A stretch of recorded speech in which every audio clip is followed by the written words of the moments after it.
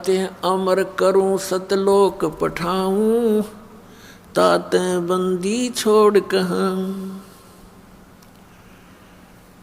बंदी छोड़ हमारा नामम, अदर अमर है अस्थिर ठामम। पुण्यात्माओं, आपके ऊपर बहुत जबरदस्त प्रभाव है। जैसे किसी व्यक्ति ने नशा कर रखा हो और वो घर के सामने से ही गुजर जाता, आगे चला जाता है, उसको ये नहीं पता तेरा घर कहाँ है, वो नहीं पहचान पाता तेरा माता पिता भी सामने खड़े हैं। तो वो दशा आज आपकी और हमारी है। हमारे पिता यहाँ भटक भटक कर चले गए, 120 वर्ष तक रहे वो बनारस में, काशी शहर भारतवर्ष में।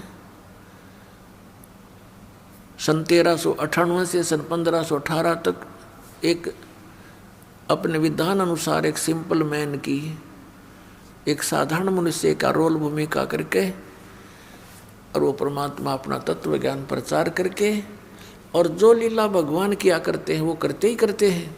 ऐसी लीलाएं उन्होंने की और हमें समझाने की चेष्टा की, लेकिन हमारा ये अज्ञान आगे अड़ा रहा, जिस कारण से आज तक हम भटक रहे हैं, अपने भगवान को पहचान नहीं पा रहे।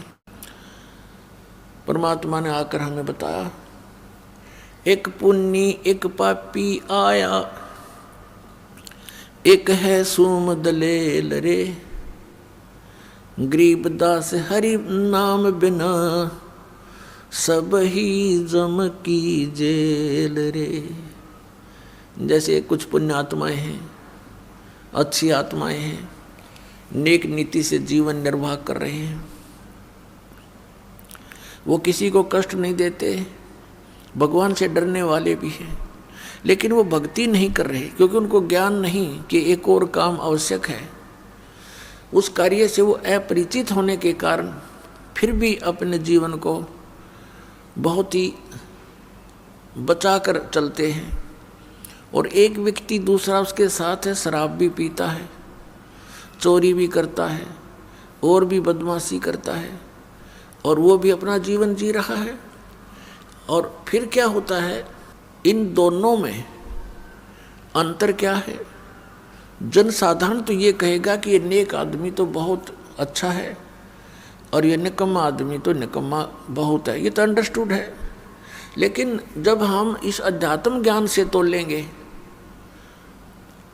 जितने वो अच्छे और बुरे हैं वो तो है ही हैं, लेकिन जीवन दोनों का ही व्यर्थ है। अब ये कैसे कि जैसे एक खेत है, जमीन है 1 एकड़, वो बा रखी है, संवार रखी है, उसमें घास फूस अड़ंगा है नहीं, खरपतवार से रहित है। और दूसरा किला है, उसमें झाड़ बोझड़े जंखाड़ नेरे उगे हुए हैं, कांटेदार झाड़ी हैं, कीकर बबूल जाम गया है। एक वो एकड़ जमीन है।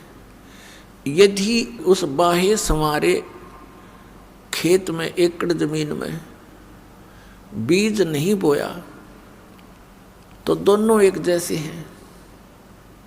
उस बाहे संवारे का क्या लाभ हुआ जब बीज ना बोया था? वो भी उससे जैसा है, जैसा वो व्यर्थ है, ऐसा ही वह व्यर्थ है। तो कहने का भाव ये है कि जब हम राम नाम का बीज बोवांगे, फिर वो अच्छा व्यक्ति तो अच्छा और गणा हो गया। और यदि उस झाड़ जंखाड़ उगे हुए निकम्मा व्यक्ति भी बुरे काम छोड़ के और परमात्मा के मार्ग पर लग जाता है, वो भी अच्छा हो जाएगा। उसको थोड़ा समय लग जाएगा। जैसे किसान जब उस खेत ने संवारना शुरू करता है तो उस बंजर जमीन में थोड़ा सा मेहनत ज़्यादा करनी पड़ती है, वो पर संवार के छोड़ दिया करे, चाहे कितना मेहनत। ये दास समझो किसान है और आप जी के अंतःकरण ये खेत हैं। अब नेक आत्मा आती हैं तो और अच्छा दास को घनी मेहनत ना करनी पड़ेगी, आते बीज डाल देंगे नाम का और प्रफुल्लित होगा। और जो शराबी कवाबी है, रिश्वतखोर है, चोर है, ठग डाकू है, वो बंजर जमीन है, वो भी अगर हमारे संपर्क में रहेगा तो किसान का उसके ऊपर कभी कस्सी बजेगी, कभी ट्रैक्टर चलेगा और कभी हल से, तो उसको साफ करके छोड़ेगा और फिर दोनों एक से हो जाएंगे। जब ही सतनाम हृदय धरो, भयो पाप को नाश, जैसे चिंगारी अग्नि की बाई, पड़े पुराने घास। अब जैसे कोई पाप गणे इकट्ठे कर रखे हैं, परमात्मा की शरण में आ जाए, मर्यादा में रहे, तो फिर सतनाम का जो जाप है ये 2 अक्षर का है, जिसमें एक ओम मंत्र है, दूसरा तत्व सांकेतिक है। ये दास बताओ, इन दोनों का श्वास उस श्वास से सिमरण करना पड़ता है। तो इस सतनाम के जाप से आपके संचित कर्म नाश हो जाते हैं, जो युगों युगों का ढेर लगा पड़ा है। उन्हीं में से आपको कुछ पुण्य कुछ पाप निकाल के ये एक मानुष जीवन दिया जाता है। और फिर आपके प्रारब्ध में भी अगर कोई कष्ट है, आपके इस जीवन में जो लेख लिखे गए हैं, आपकी किस्मत बनाकर भेजी है भगवान ने, इस धर्मराज ने, तो उसमें भी यदि आपका कोई दुख, कर्म पाप कर्म के कारण कोई कष्ट आना है, वो भी इस सतनाम के जाप से, इस दास से प्राप्त करके, अपनी मर्जी से जाप करने से नहीं, किसी डुप्लीकेट व्यक्ति से जो अधिकारी नहीं है उससे उपदेश लेकर के वो नकली कहीं भ्रमित भी कर रहा हो, तो उससे भी कोई लाभ नहीं होगा। तो फिर आपका प्रारब्ध का पाप भी नाश हो जाता है। तो पुण्यात्माओं, एक पुण्य एक पापी आया, एक है सूम दलेल रे, गरीब दास हरि नाम बिना, ये सब ही जम की जेल रे।